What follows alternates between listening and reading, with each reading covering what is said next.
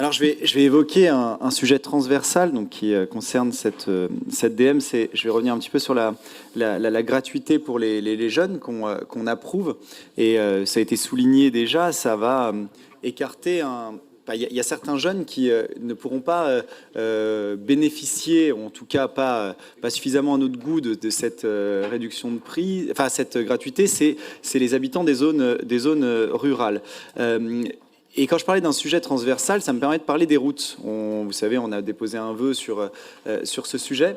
On trouve qu'il y a une démission de l'État sur ce sujet, mais même à l'échelle régionale, et je pense qu'on pourrait être à moindre coût au plus près de nos concitoyens, même en termes de transport public, inventer justement beaucoup de choses pour être au plus près de ses concitoyens par la route, parce que c'est ce qui représente 90% des déplacements sur notre territoire. C'est un sujet qui concerne l'économie, c'est un sujet qui concerne le tourisme, c'est un sujet qui concerne absolument tous les sujets de notre région, le moyen d'aller chez un médecin, le moyen et qui peut développer économiquement et même qui peut être un investissement à terme peut-être même rentable.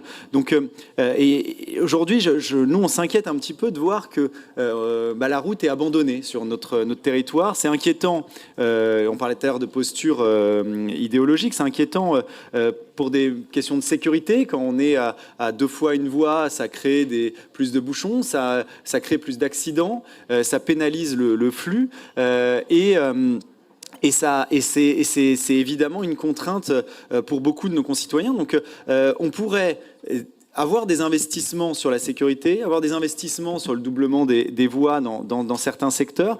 Ça permettrait d'avoir, par exemple, des bus qui pourraient avoir, dans certains endroits, une voie, mais qui pourraient développer ce type de transport aujourd'hui est le moyen le plus économique pour pouvoir justement développer les transports publics. Et c'est quelque chose qui est très très peu abordé, on trouve en tout cas, qui n'est pas à la hauteur de ce qu'on pourrait faire. C'est le moyen le plus simple et le plus rapide aussi, hein. Évidemment, on construit plus rapidement une voie qu'une nouvelle ligne de chemin de fer.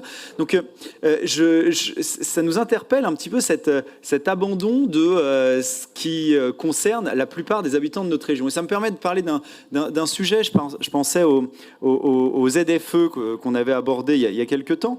Encore une fois, j'insiste sur la réflexion qu'on pourrait avoir justement sur l'intermodalité. Est-ce qu'on ne pourrait pas avoir ces grandes aires à proximité des zones urbaines, reliées à des zones, ensuite à des transports qui concernent le milieu urbain, pour faire en sorte que les gens qui habitent en ruralité puissent avoir un moyen excepté les artisans bien sûr, ou les personnes à mobilité réduite qui n'auront pas le choix quand même d'aller avec leur véhicule jusqu'au centre-ville.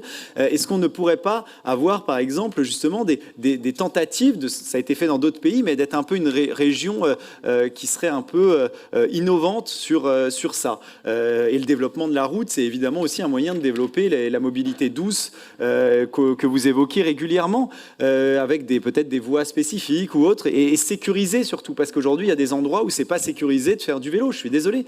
Nous trouvons que ce moyen de déplacement qui est à la fois le plus, je le répétais, qui va coûter le moins cher en investissement par rapport à d'autres, est mis de côté encore une fois par des postures idéologiques que je le dis, et là avec toute modération, j'ai entendu vaguement M. Gricourt tout à l'heure, c'est justement, je soulignais par exemple sur le nucléaire qu'au moins il y avait des positions claires, même si on y est opposé et qu'on considère que ça ne va pas dans le bon sens face au réel, et je parlais de M.